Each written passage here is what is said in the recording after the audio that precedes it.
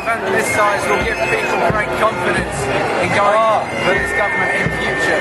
The key question now is how will the people use what they've seen here today?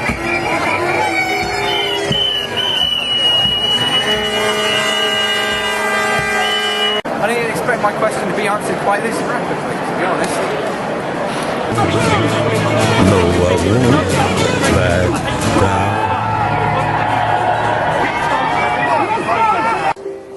So, I don't know if you have seen or not in the news, but the 26th demo of March was huge!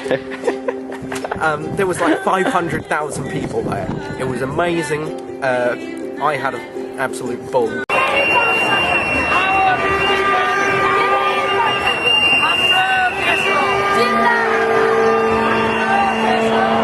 And basically what I wanted to say was that the media coverage of it has been absolutely appalling, considering that so few people there were actually from the press observing what was going on, and even then what they got they took out of context. It's not a great reflector of how our democracy is functioning currently.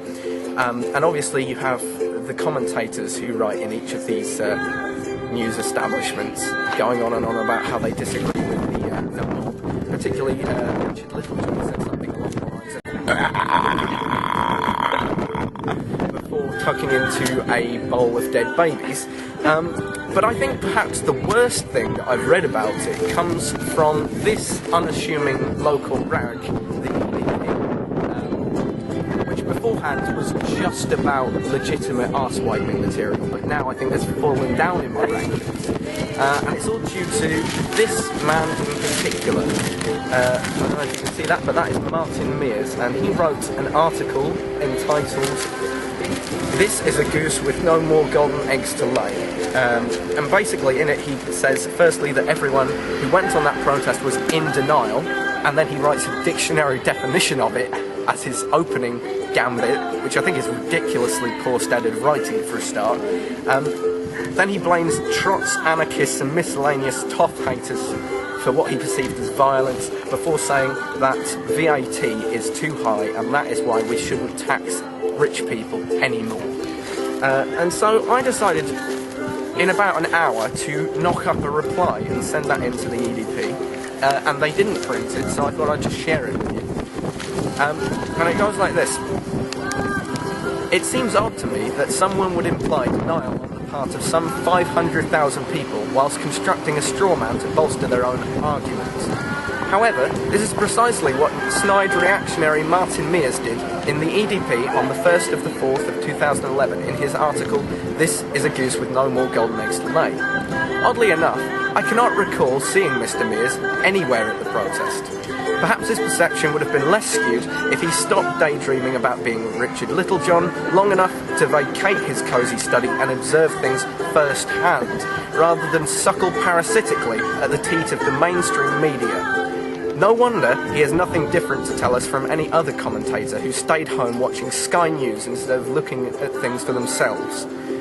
During his ill-conceived regurgitation, not only did he describe anyone opposing brutal public spending cuts as in denial, disregarding ordinary people's need for free healthcare, education, etc. to participate effectively in a democracy, he characterised the workers unwilling to take another beating for their bosses as greedy children.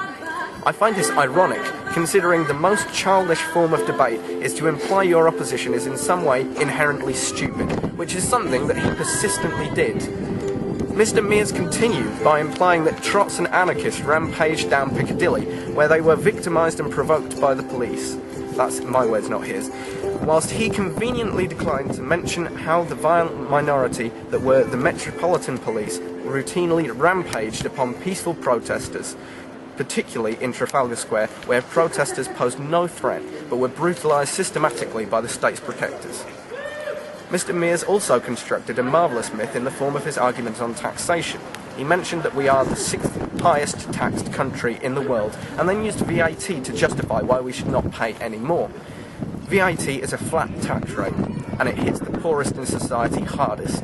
No protester has argued it should be raised. They believe it's a regressive form of taxation. That's why trots and anarchists argue for a progressive tax rate that expects the rich to pay their way. Mears, however, continued to imply that the poor put-upon toffs have been milked for all they have, whilst ignoring entirely scandals such as Vodafone dodging $6 billion in tax, or the store occupied on Piccadilly, Fortnum and Mason, who smuggled over $40 million out of the system.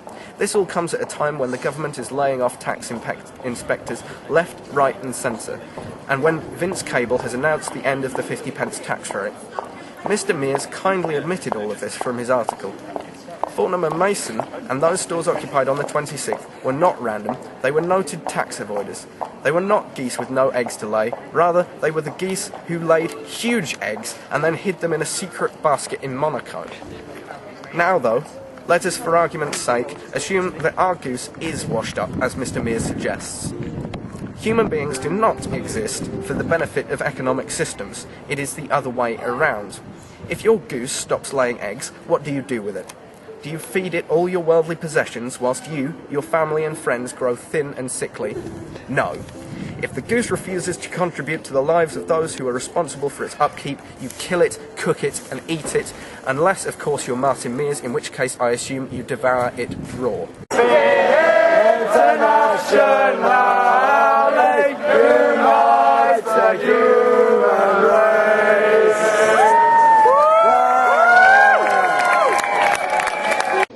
So I think you can probably see why that wasn't published, but yeah, if Martin Mears is watching, and I sincerely hope that he is, why don't you go and that goose that you love so much, huh?